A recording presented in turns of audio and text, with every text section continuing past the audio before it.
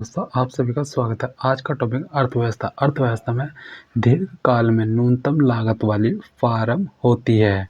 Option A अनुकूलतम firm. फिर दीर्घकाल में न्यूनतम लागत वाली फर्म अनुकूलतम फर्म होती है। यह उद्योग में किसी एक समय अवधि में एक विशेष आकार की फर्म होती है जो अन्य फर्मों की अपेक्षा अधिक दक्षता से कार्य करती है। यह दीर्घकालीन न्यूनतम औसत लागत पर अपनी वस्तुओं का उत्पादन करती है। इसको ना तो अपने उत्पादन को बढ़ाने की और ना ही कम करने की प्रवृत्ति होती है और यह सामान्य लाभ ही कमाती है। इसे इष्टतम फर्म कहते हैं। इस फर्म की धारणा का विकास प्रोफेसर रॉबिन्स द्वारा किया गया। इसकी है अन्य महत्वपूर्ण तथ्य हैं इसमें व्याख्या में। फर्स्ट है प्रतिनिधि फर्म की धारणा का प्रतिपादन प्रोफेसर मार्शल ने किया है। फिर सेकंड है प्रोफेसर मेहता ने प्रतिनिधि फर्म को नया दृष्टिकोण दिया है। उनके अनुसार प्रतिनिधि फर्म वह है जो उद्योग के साथ साथ उसी प्रकार के विस्तार तथा संकुचन की प्रवृत्ति दिखलाती है। फिर 10 नंबर अनुकूलतम उत्पादन वह है जो औसत लागत के न्यूनतम बिंदु पर उत्पादित होता है। फिर इसकी व्याख्या में आएगा अनुकूलतम उत्पादन वह है जो औसत लागत के न्यूनतम बिंदु पर उत्पादित होता है। इस प्रकार अनुकूलतम उत्पादन लागत साधनों के अनुकूलतम प्रयोग से है जिससे एक उत्पादक न्यूनतम लागत के द्वारा अधिकतम उत्पादन प्राप्त कर सके। फिर इसमें है 11 नंबर में है उत्पादन में अंततः कौन सा नियम प्रभावी होता है। ऑप्शन बी में आएगा हासमान प्रत्युलब्धि नियम। व्याख्या में आएगा उत्पादन में अंततः हास प्रतिफल नियम लागू होता है। इसलिए उत्पादक प्रथम अवस्था से आगे तथा तृतीय अवस्था से पहले उत्पादन करता है। द्वितीय अवस्था को उत्पादन ह्रास नियम की अवस्था कहते हैं। कोई भी विवेकपूर्ण उत्पादक उस अवस्था में उत्पादन करेगा जहां स्थिर तथा परिवर्तनीय साधनों दोनों का उसने पूर्ण शोषण या प्रयोग कर लिया हो और इस प्रकार कुल उत्पादन अधिकतम कर लिया हो। यह स्थिति उत्पादन की द्वितीय अवस्था में प्राप्त होगी। फिर 12 नंबर में है उत्पत्ति के नियम एवं पैमाने के प्रतिफल का संबंध है कर्म से। ऑप्शन सी अल्पकाल एवं दीर्घकाल से। उत्पत्ति के नियम अल्पकाल से एवं पैमाने के प्रतिफल का संबंध दीर्घकाल से होता है। फिर इसकी व्याख्या में आएगा अन्य महत्वपूर्ण तथ्य में आएगा फर्स्ट अर्थशास्त्र में समय से आज से उस अवधि से है जो मांग में परिवर्तन के अनुसार पूर्ति को समायोजित करने में उत्पादक को लगता है। फिर सेकंड है दीर्घकाल वह काल होगा जिसमें सभी साधनों में परिवर्तन लाया जा सके। इसलिए दीर्घकाल में कोई साधन स्थिर साधन नहीं होगा। अल्पकाल में कुछ साधन ऐसे होंगे जिनमें बिल्कुल परिवर्तन नहीं लाया जा सकता। उन्हें हम स्थिर साधन कहते हैं तथा कुछ ऐसे साधन होंगे जिसमें परिवर्तन लाया जा सकता है। इन्हें हम परिवर्तनीय साधन कहेंगे। जैसे प्लाट मशीन स्थिर साधन है जबकि सम परिवर्तनीय साधन है। फिर 13 नंबर है पैमाने का ह्रास मान प्रतिफल नियम किस काल में लागू होता है। ऑप्शन सी दीर्घकाल में। फिर है इसका 14 नंबर वो दीर्घकाल उत्पादन फलन का संबंध है। ऑप्शन बी पैमाने के प्रतिफल। फिर दीर्घकाल में सभी साधन परिवर्तनीय होते हैं। सभी साधनों की वृद्धि होने पर उत्पादन का पैमाना बड़ा हो जाता है, इसलिए दीर्घकालीन उत्पादन फलन को पैमाने का प्रतिफल भी कहते हैं। पैमाने के प्रतिफल से अभिप्राय उत्पाद साधनों में इस प्रकार के परिवर्तन से है जिससे उनके बीच का अनुपात अपरिवर्तित रहे। अन्य महत्वपूर्ण तथ्य फर्स्ट वे सभी साधन जिनके सहयोग से उत्पादन क्रिया पूरी की जाती है आगत कहलाते हैं तथा इनके सहयोग से जिस वस्तु का उत्पादन किया जाता है उसे निर्गत कहा जाता है। एडम स्मिथ ने उत्पादन के 3 साधनों भूमि, श्रम तथा पूंजी की बात की, जबकि मार्शल ने 4 साधनों भूमि, श्रम, पूंजी तथा संगठन की बात की। फिर इसमें आगतों तथा निर्गतों के बीच तकनीकी संबंध होता है जो यह स्पष्ट करता है कि उत्पादक आगतों की एक निश्चित मात्रा से अधिक कितना उत्पादन प्राप्त कर सकता है। इस तकनीकी संबंध को ही उत्पादन फलन कहते हैं। फिर इसमें 15 नंबर में यदि एक फर्म का मांग और लागत फलन है Q बराबर 20 माइनस P और C बराबर Q² प्लस 8Q प्लस 2 तो उत्पादन स्तर जिस पर लाभ अधिकतम होगा इकाई। ऑप्शन सी 3 और व्याख्या में आएगा Q बराबर 20 माइनस P और P बराबर 20 माइनस Q बराबर AR। TR बराबर 20Q माइनस Q²। TC बराबर Q² प्लस 8Q प्लस 2। लाभ बराबर होता है TR माइनस TC। यह बराबर 20Q minus Q² plus 8Q plus 2 बराबर हो जाएगा 20Q minus Q² minus 8Q minus 2 पाई बराबर माइनस का 2Q² plus 12Q minus 2 for maximum और मिनिमम d5/dq बराबर 0।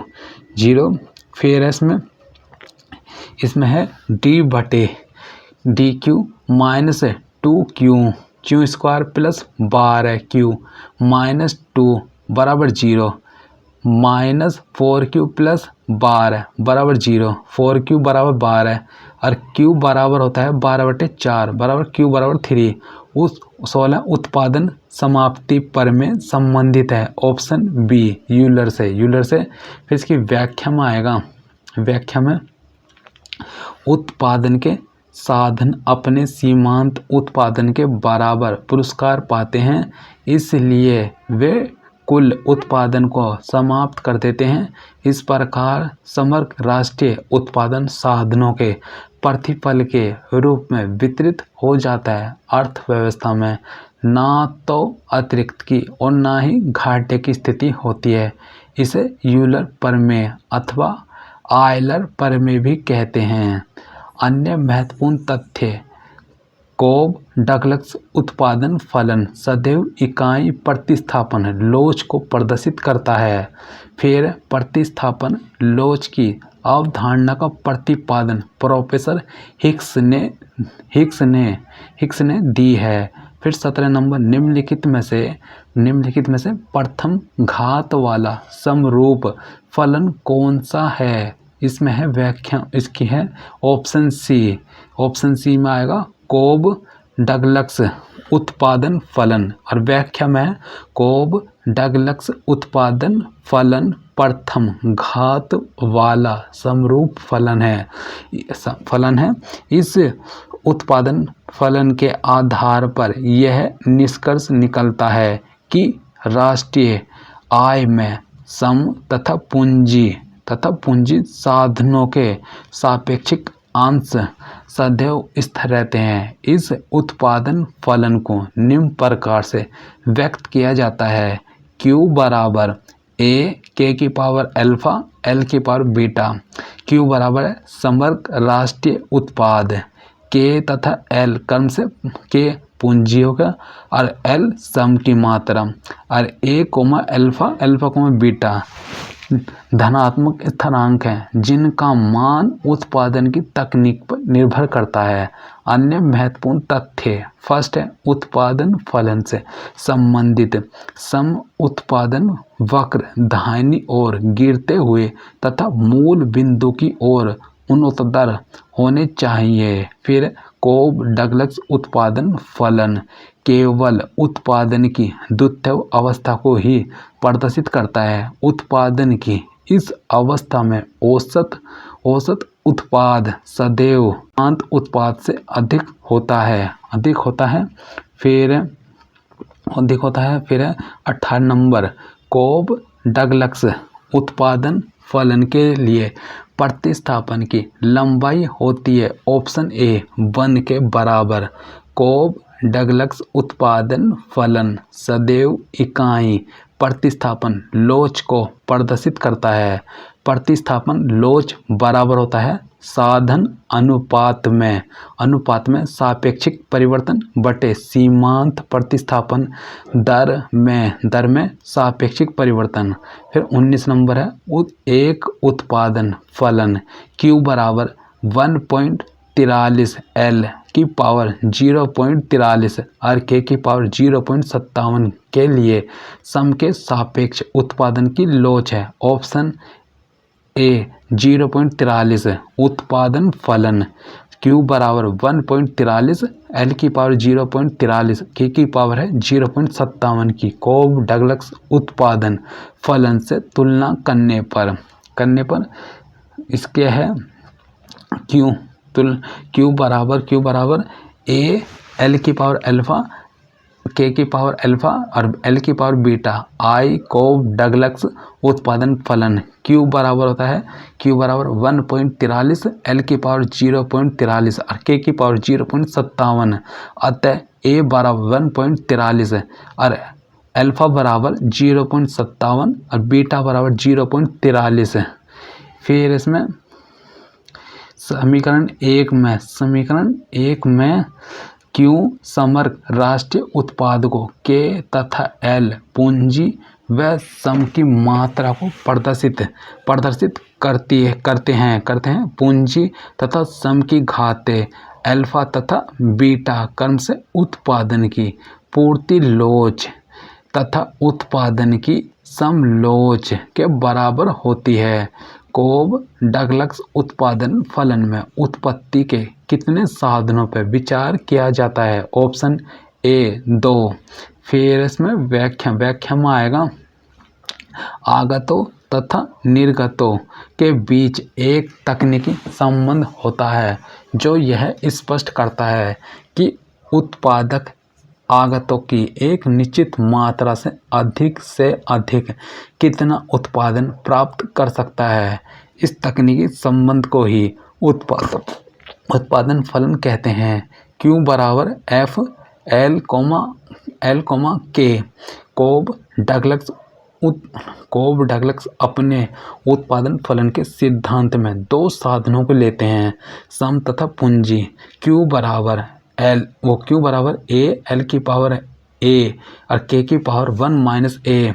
अन्य महत्वपूर्ण तथ्य फर्स्ट है कोब डगलस उत्पादन फलन से सम के सामूहिक सापेक्ष भाग के स्थिर रहने की व्याख्या होती है। फिर सेकंड है कोब डगलस उत्पादन फलन रेखीय समरूप उत्पादन फलन है। फिर थर्ड है पैमाने के स्थिर प्रतिफल प्राप्त होते हैं।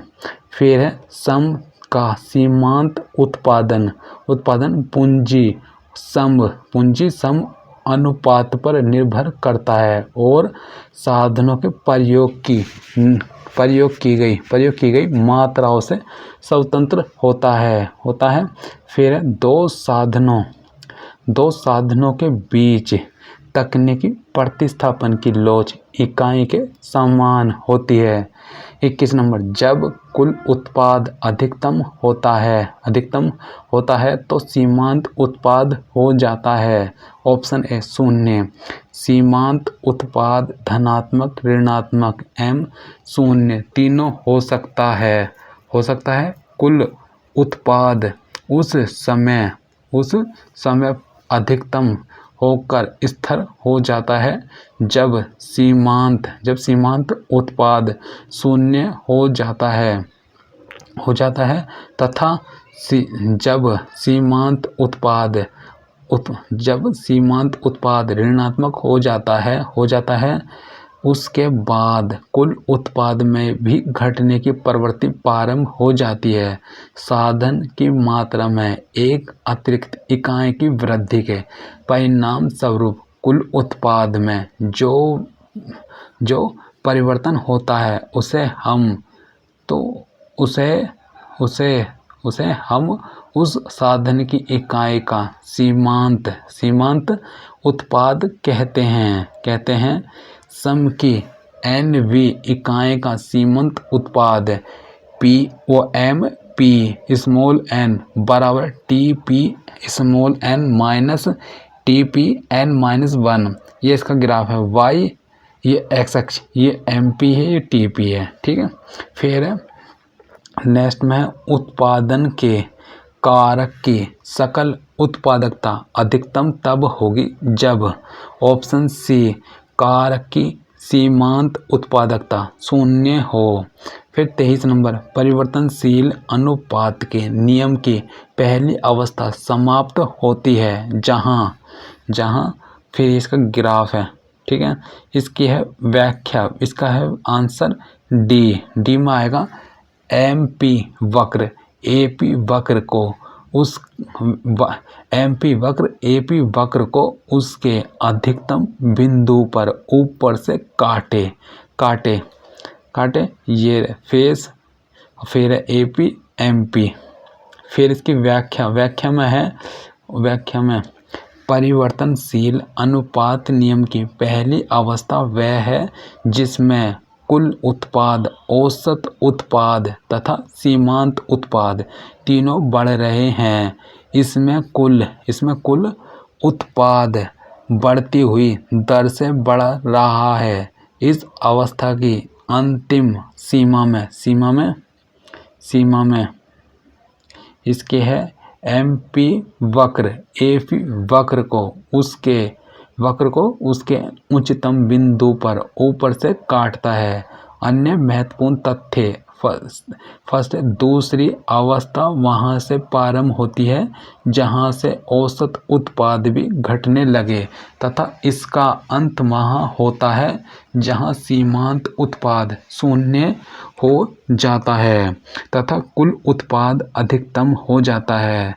तीसरी अवस्था वह है जिसमें सीमांत उत्पाद ऋणात्मक हो जाता है तथा कुल उत्पाद में भी गिरने की प्रवृत्ति हो जाती है। फिर श्रीमती जॉन रॉबिन्सन के शब्दों में उत्पाद हास नियम वस्तुतः यह बतलाता है कि एक निश्चित सीमा तक ही एक साधन का प्रतिस्थापन दूसरे साधन से हो सकता है। फिर 24 पूर्ण तृप्ति बिंदु पर सीमांत उपयोगिता होगी।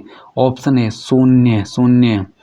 यह व्याख्या में है घटते सीमांत उपयोगिता नियम के अनुसार प्रत्येक अगली इकाई के उपभोग से उस इकाई से मिलने वाली उपयोगिता सीमांत उपयोगिता घटती है। संतुष्टि बिंदु पर पहुंचने पर कुल उपयोगिता अधिकतम जबकि सीमांत उपयोगिता 0 हो जाती है। इसके आगे उपभोग करने पर सीमांत उपयोगिता ऋणात्मक होती है जबकि कुल उपयोगिता में कमी परिलक्षित होती है। कुल उपयोगिता अधिकतम अनति परिवर्तन बिंदु TU F Q1 Q2 F O M U सीमांत उपयोगिता, सीमांत उपयोगिता। फिर 25 नंबर में आएगा प्रतिफल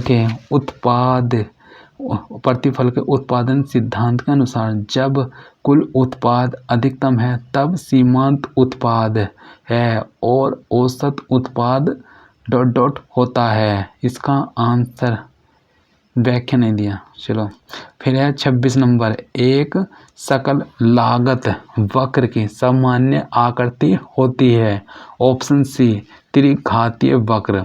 इसकी व्याख्या है एक सकल लागत वक्र की सामान्य आकृति त्रिघातीय वक्र होती है। फिर 27 उत्पादन फलन हेतु कुशलता की दर को मापा जाता है। ऑप्शन बी आगत निर्गत अनुपात द्वारा।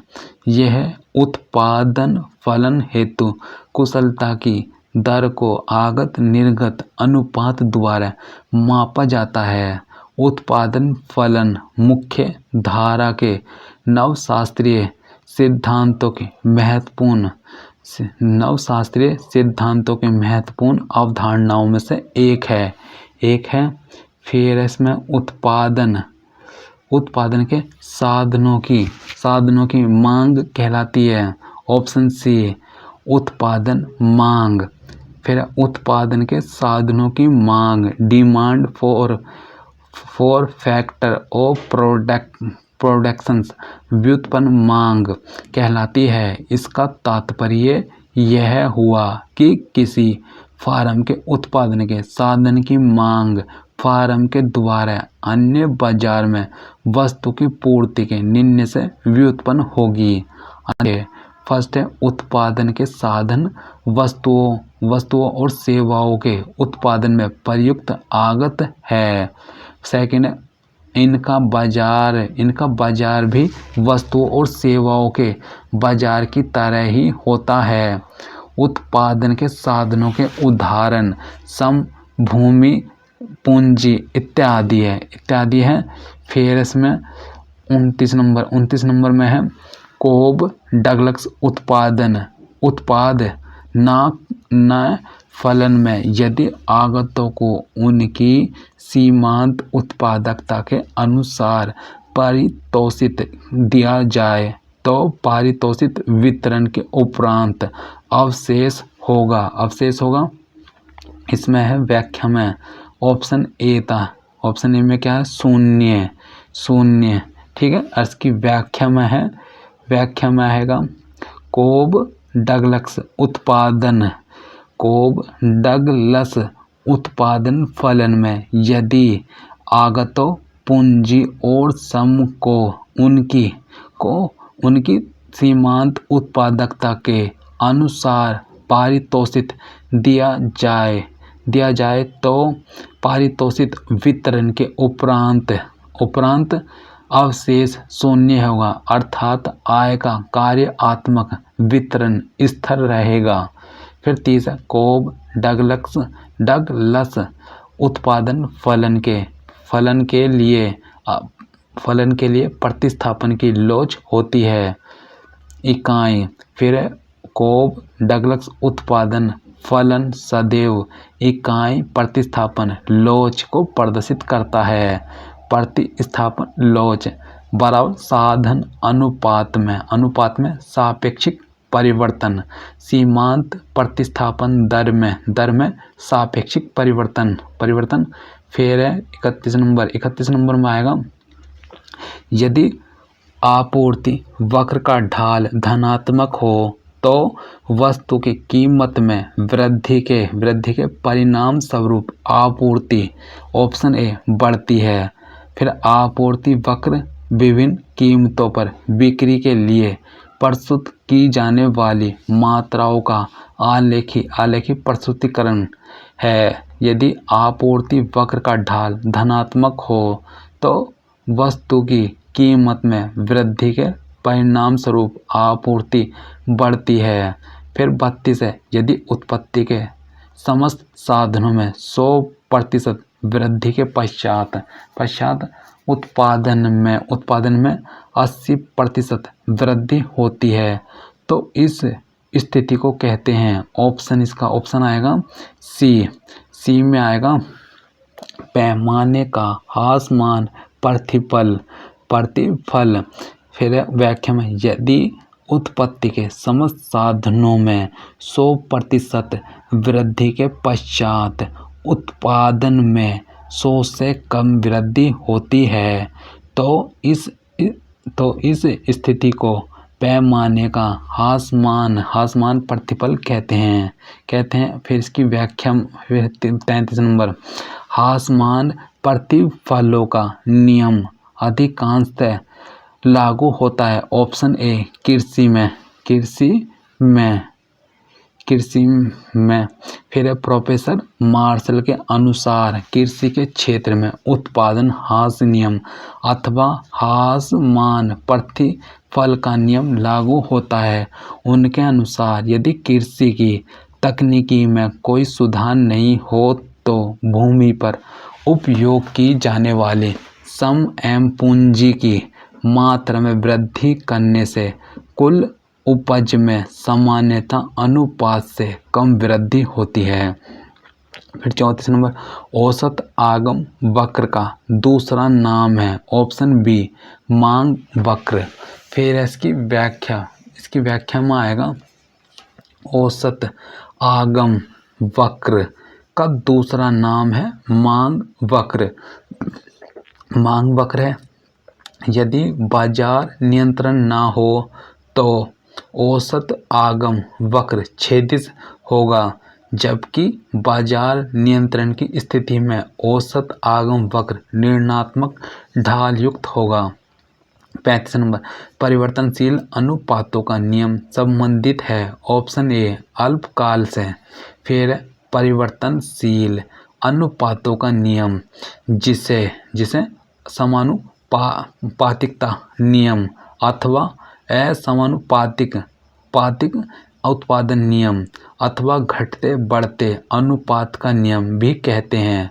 अल्पकाल से संबंधित महत्वपूर्ण तथ्य में आएगा फर्स्ट है, अल्पकाल में जब किसी वस्तु का उत्पादन बढ़ाने के लिए स्थिर साधनों की दी हुई मात्रा के साथ परिवर्तनशील साधन की अतिरिक्त मात्राओं का प्रयोग किया जाता है तो घटते बढ़ते अनुपात का नियम लागू होता है।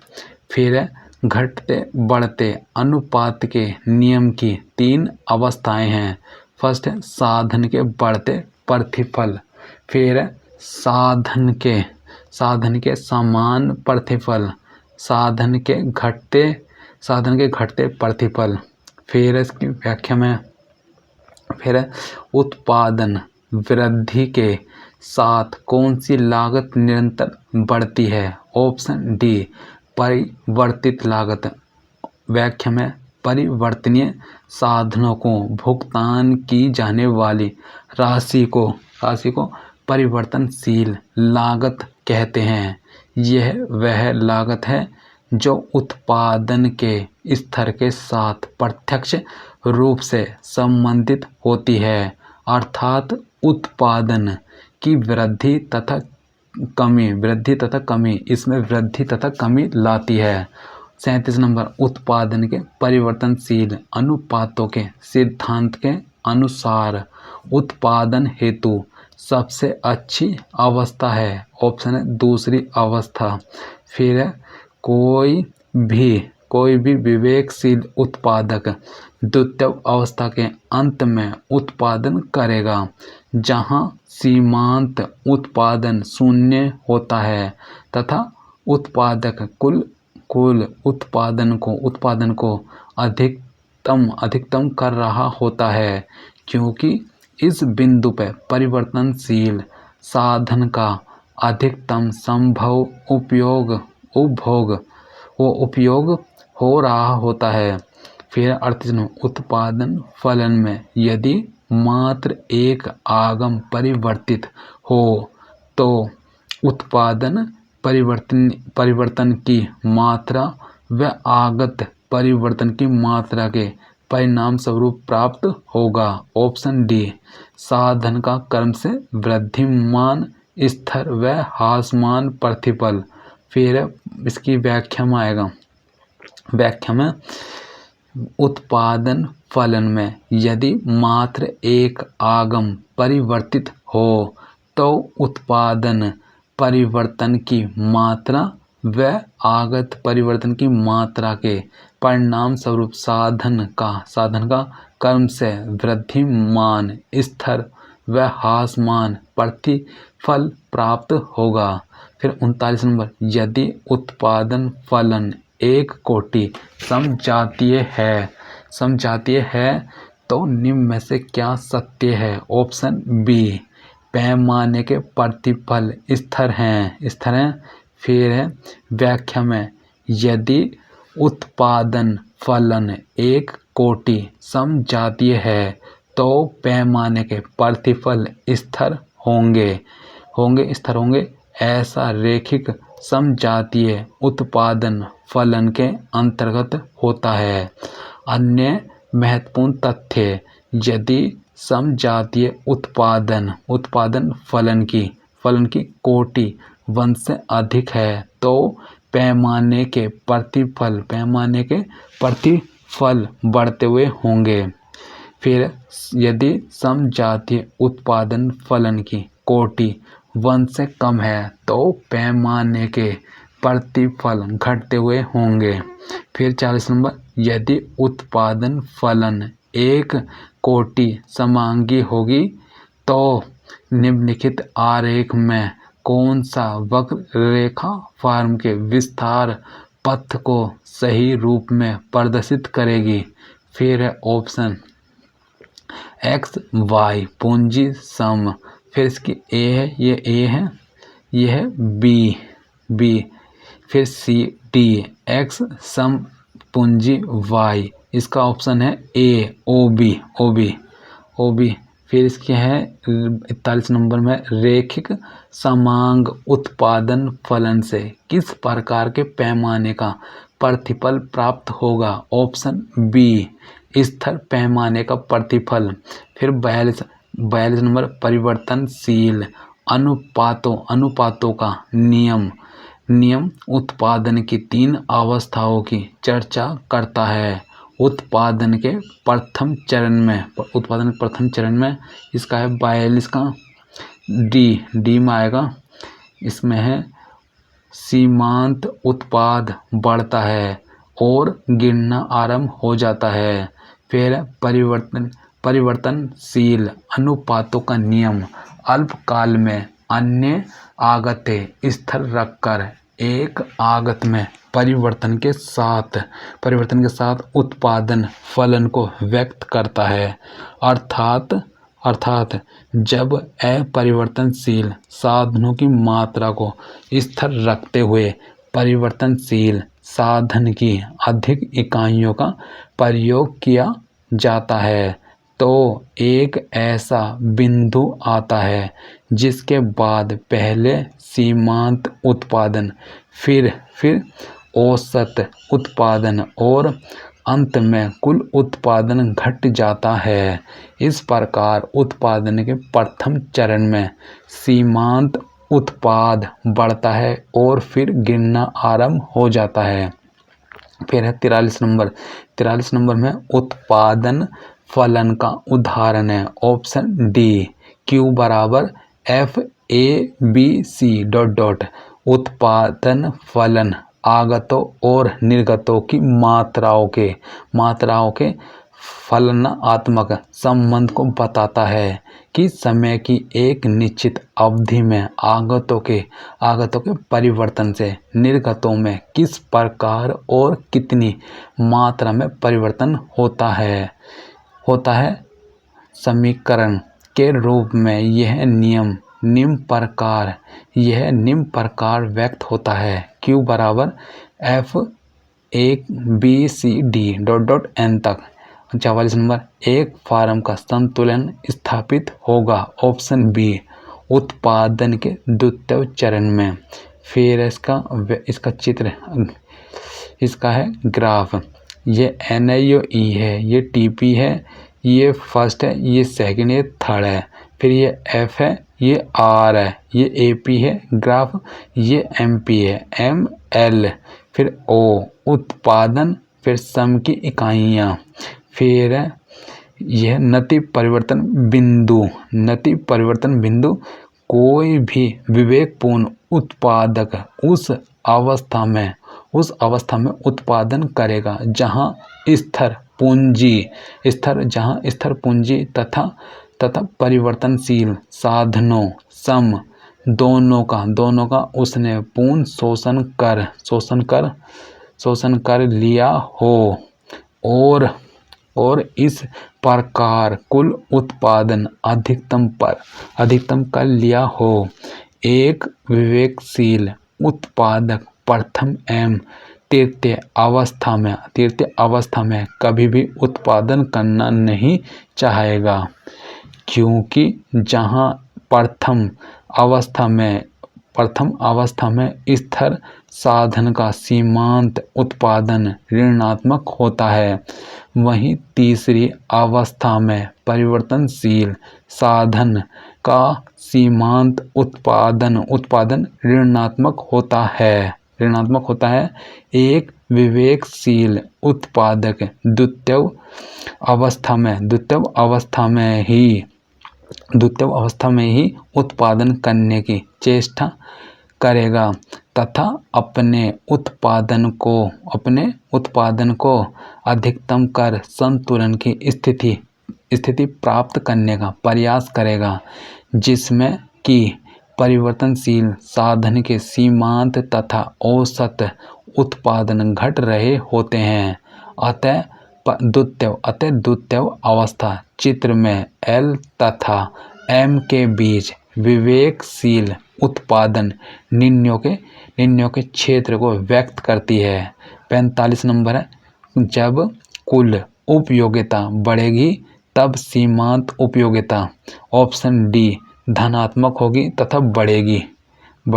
फिर इसकी व्याख्या में आएगा, व्याख्या में जब कुल उपयोगिता बढ़ेगी तब सीमांत उपयोगिता धनात्मक होगी तथा बढ़ेगी, क्योंकि उत्पादकता की प्रथम अवस्था में उत्पादन वृद्धि नियम क्रियाशील होता है।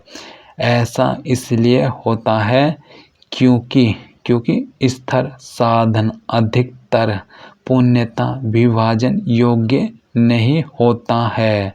U G T P Y ये फर्स्ट है, ये सेकंड है, थर्ड है, ये N I F L A P M M P alpha सम की इकाई उत्पादन 80। यह है फिर चित्र से स्पष्ट है कि प्रथम अवस्था में एफ बिंदु तक तो टीपी वक्र का ढाल बढ़ा रहा है, अर्थात इस बिंदु तक कुल उत्पादन बढ़ी हुई दर से बढ़ रहा है, जिसका आशय यह है कि सीमांत उत्पादन बढ़ रहा है। उत्पादन प्रक्रिया में संतुलन की अवस्था वह है जहाँ फिर इसका है व्याख्या में आएगी ऑप्शन ए सीमांत लागत बराबर सीमांत आगम। फिर इसमें इसकी व्याख्या आएगी उत्पादन प्रक्रिया में संतुलन की अवस्था वह है जहाँ सीमांत लागत MC बराबर सीमांत आगम MR की स्थिति में एक फर्म उस समय संतुलन की स्थिति में होती है जब वह अपने उत्पादन के स्तर में परिवर्तन नहीं करना चाहती। फर्म संतुलन में अपनी सीमांत लागतों को सीमांत आगम के बराबर लाकर अधिकतम कमाती है। यह पाई बराबर TR - TC, यहाँ MC बराबर MR होता है। फिर इसमें 47 नंबर में आएगा, एक फार्म के अपने लाभ को अधिकतम करने हेतु प्रथम क्रम की शर्त है। ऑप्शन बी MC बराबर MR। एक फार्म के लिए अपने लाभ को अधिकतम करने हेतु प्रथम क्रम की शर्त है। इसमें है MC बराबर MR तथा द्वितीय क्रम की शर्त है सीमांत लागत वक्र MC सीमांत आय वक्र MR को नीचे से काटे तथा कटान बिंदु से दाहिनी ओर ऊपर उठती हुई हो या धनात्मक ढाल वाली हो। अल्पकाल में जब किसी फार्म का उत्पादन बढ़ता है तो उसकी औसत स्थिर लागत ऑप्शन बी घटती है।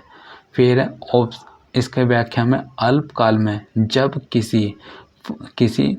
किसी फार्म का उत्पादन बढ़ता है तो उसकी औसत स्थिर लागत घटती है। औसत स्थिर लागत AFC को कुल स्थिर लागत TFC में उत्पादन मात्रा से भाग देकर प्राप्त किया जाता है। अतः TFC के स्थिर रहने पर बढ़ते उत्पादन से भाग देने पर AFC निरंतर घटता हुआ प्राप्त होता है, किंतु यह कभी भी शून्य नहीं हो सकता। AFC वक्र की आकृति आयताकार परवलय की होती है जिसे निम्न रेखा चित्र में प्रदर्शित किया गया है। AFC उत्पादन। फिर एक औसत स्थिर लागत वक्र की आकृति होती है। ऑप्शन सी आयताकार अतिपरवलय। फिर 50 नंबर, वह बिंदु जहां फार्म अपनी परिवर्तनशील लागतें पूरा कर पाती है कहलाता है। ऑप्शन बी उत्पादन बंद होने का बिंदु है। उत्पादन बंद होने का बिंदु। फिर व्याख्या, वह बिंदु जहां फार्म अपनी परिवर्तनशील लागतें पूरा कर पाती है। उत्पादन बंद होने का बिंदु अथवा तालाबंदी बिंदु कहलाता है। इस स्थिति में फार्म उत्पादन नहीं करेगी परंतु उद्योग छोड़कर बाहर नहीं जा सकेगी बल्कि उद्योग में बनी रहेगी। इस स्थिति को निम्न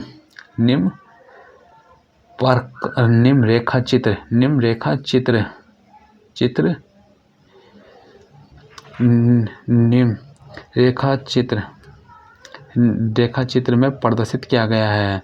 यह है प्राइस कॉस्ट, यह quantity 0 P1 P2 Q1 Q2, ये TE MC AC ABC AR2 बराबर MR2, अरे AR1 बराबर MR1। फिर रेखा चित्र में T बिंदु उत्पादन बंद होने का बिंदु है।